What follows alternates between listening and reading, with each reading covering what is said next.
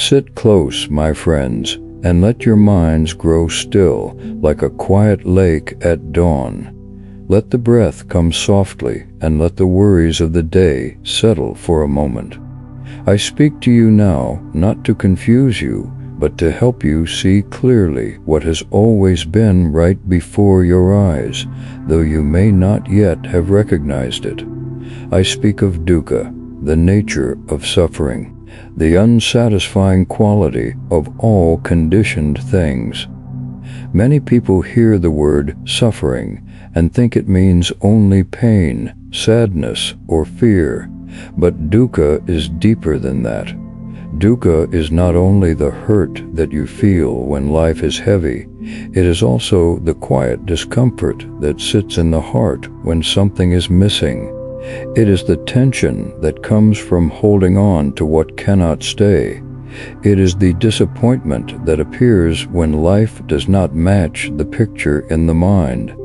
Dukkha is the small crack in everything that we depend on, everything we cling to, everything we believe will last. Look carefully, and you will see that all beings live in this condition. Even when life brings joy, inside that joy there is a shadow, a softness that reminds you it cannot remain. You may see a beautiful flower bloom by the roadside. For a moment, your heart opens, but before you can truly hold it, the petals begin to fade.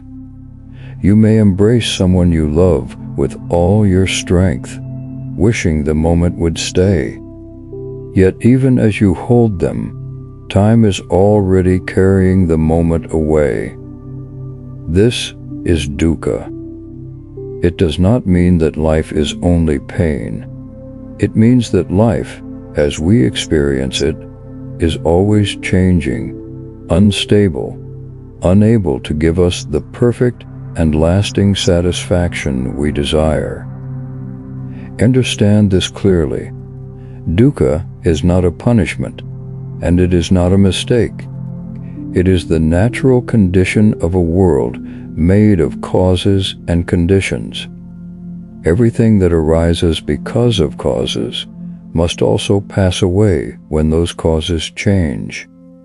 This is a simple truth, yet the mind resists it.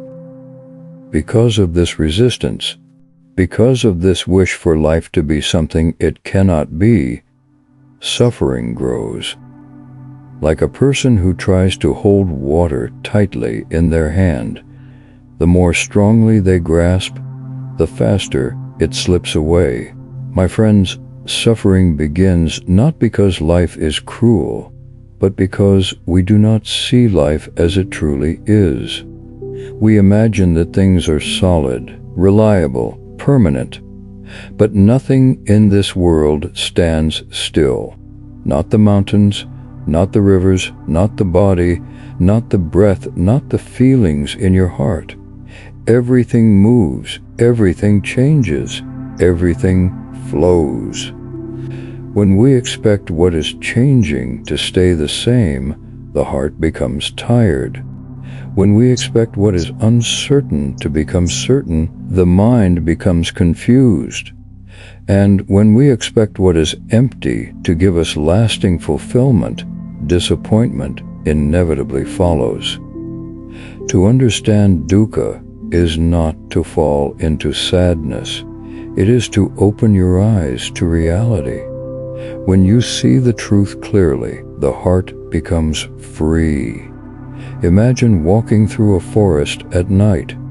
If you do not know there is a tree root across the path, you may trip over it again and again. But if someone lights a small lamp and shows you the route, you no longer stumble. You step carefully and continue your journey with ease. Understanding dukkha is like lighting a lamp.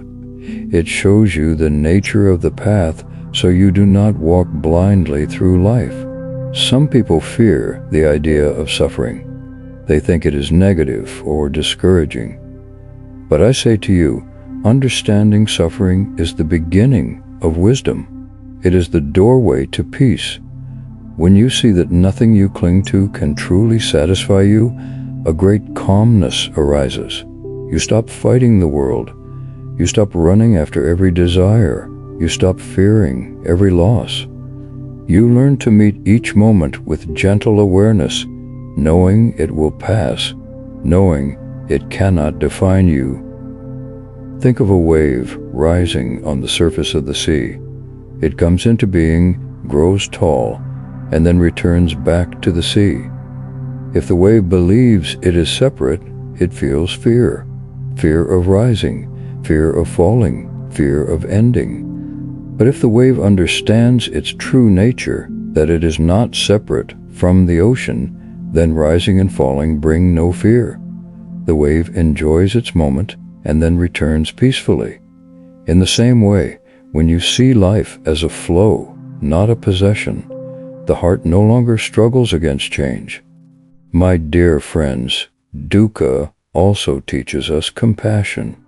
When you understand that everyone around you, your family, your friends, even those who trouble you, are also living with this same unsatisfied craving, this same instability, this same uncertainty, your heart softens.